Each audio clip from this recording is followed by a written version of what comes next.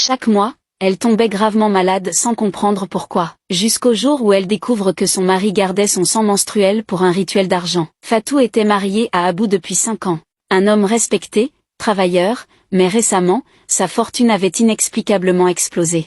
Il avait ouvert plusieurs boutiques, acheté une maison somptueuse et offrait des cadeaux luxueux à tout le monde. Mais malgré cette richesse soudaine, Fatou se sentait de plus en plus faible.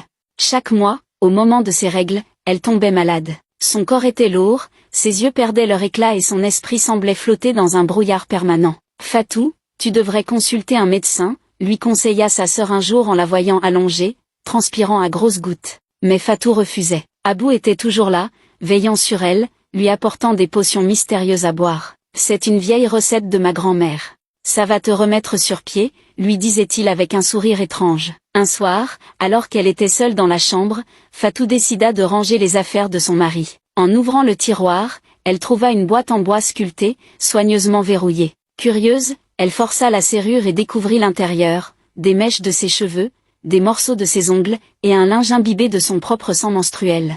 Horrifiée, Fatou sentit son cœur battre à toute vitesse. « Mais qu'est-ce que c'est que ça ?» murmura-t-elle en tremblant. Soudain, elle entendit la porte s'ouvrir brusquement.